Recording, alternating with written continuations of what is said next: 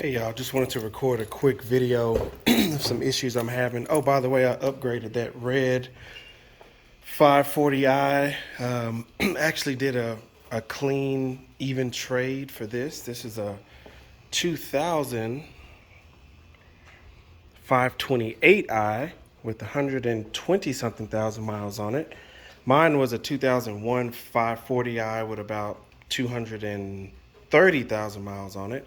And the guy really wanted to trade, so we did. Just a few things that I'm trying to address on this. We have the Trifecta here. I also had a check engine light on for a evap purge valve leak. So the prior person replaced the fuel cap and the purge valve, and I cleared the code, so I'm kind of waiting on it to come back to see if that issue's been resolved.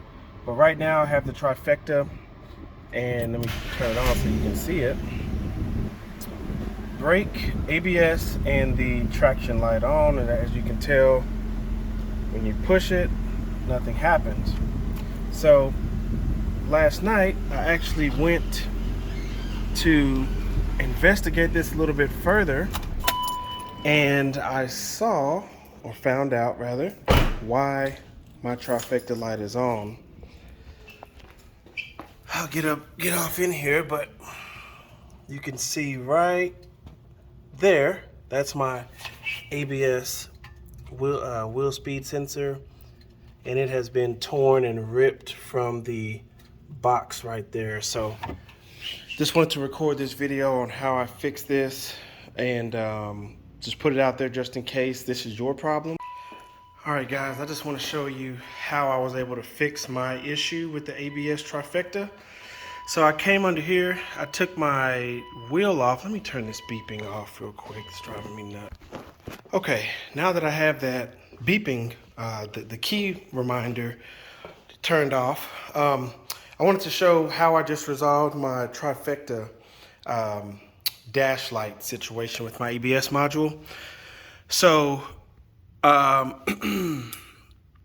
you can see here, when I took the wheel off, I had the actual ABS sensor itself wiring hanging. And then these two wires, the blue and the yellow, were actually stuck up in the box where the blue connectors are supposed to be. And it just looks like someone has already been in here and kind of messed with this. So if your ABS sensor, your wheel speed sensor here, has one white line, or excuse me, one white wire and one black wire, then this is going to be a setup for you and possibly can help fix your issue if your sensor is known to be good. I didn't know if the sensor was good or bad. I was actually about to order a new sensor, and I'm glad that I did it because I'm missing the connector that connects both the sensor to the main harness here. So I have connected these. I wanted to just show this. I have the white wire to the yellow wire, which runs through here, comes out down there, and then into that wiring loom, which is also seen there, and basically goes into your ABS module here. And then you have a blue wire with yellow that I have spliced, or right now just twisted to the black connection. This is not how I'm going to permanently fuse this. This is just me testing it because I actually had it backwards. I had the yellow with the black and then the blue and yellow with the white, and my dash lights were still on. So just wanted to document this real quick to show that my problem has been resolved. And as you can see, pushing my traction light back on. So just want to also shout out Amazon. So I'm gonna show you guys, I bought this cheap Chinese scanner, which has actually been pretty useful to reset. I believe it can access the transmission control module, engine control module, body control modules depending on the car. But this is it. It's made by ThinkScan. It was like it's one of their sponsored scanners. It was like $105 with like a $15 coupon. So I highly recommend that tool because I was able to find the wheel speed sensor, find the voltages as the car was moving, and that's when I actually noticed that the right front wheel speed sensor had no voltage going to it. So other tests that I've heard that you've had to do with this was you'd have to have some specialized BMW computer to access the ABS module, DME, whatever it's called, to figure out which sensor had the open circuit, so on and so forth. In my situation, the cheap $100 scanner picked it up, took my wheel off, clearly see what's going on, and so I'm able to address it. So I hope this video does help. All right, so this is how I'm choosing to rectify this matter.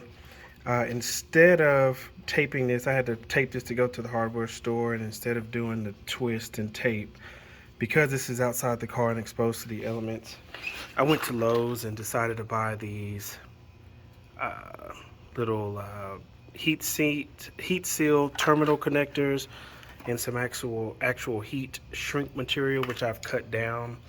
And I'm gonna slide it over each end. So I just got done crimping it, and I'm essentially going to heat both of these and seal it up, and then probably split that again and seal it on both sides.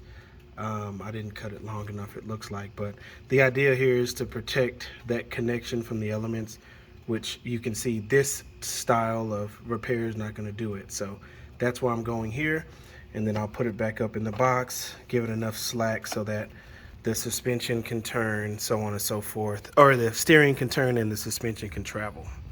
And here's the video post repair.